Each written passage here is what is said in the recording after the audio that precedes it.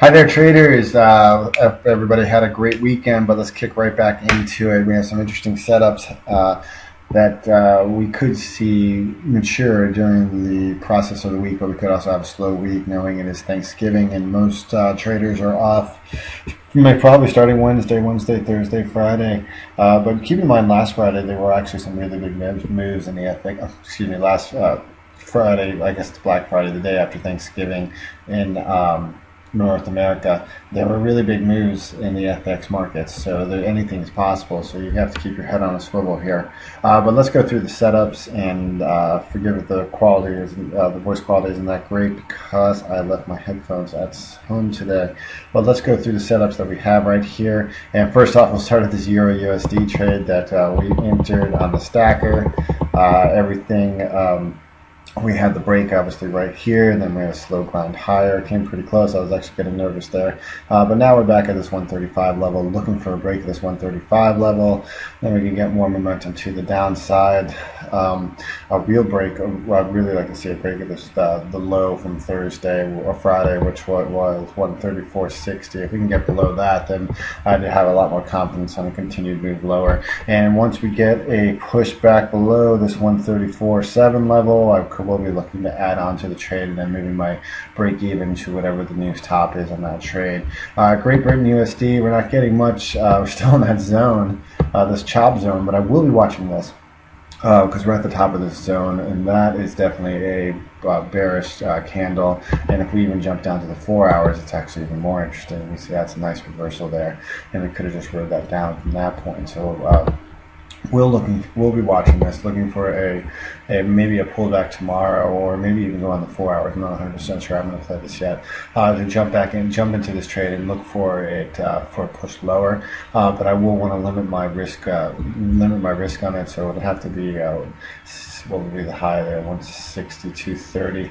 Don't want to risk too many pips, so I'll watch this, looking for a 50 pip pullback most likely, looking for a push back down, because if we have risk off, we just see the strength in the dollar, we could see them all go down together. The Aussie USD finding a little bit of traction. We saw this head and shoulders.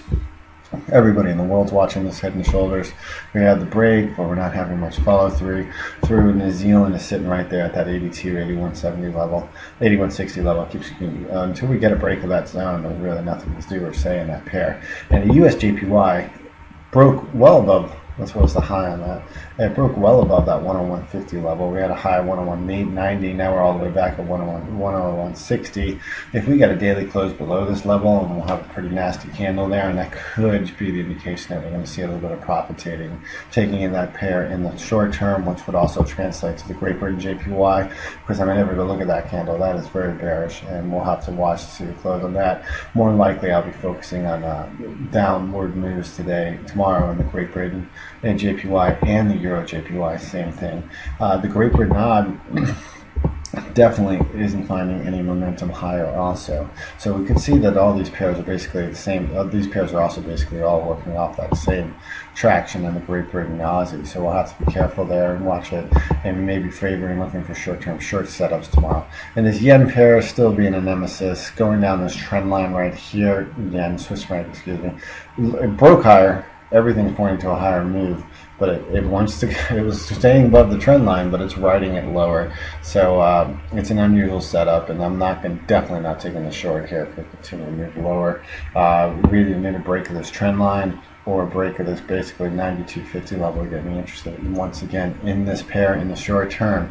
So still just holding the Euro USD trade around 135 is going to be the key. Charts around the blog.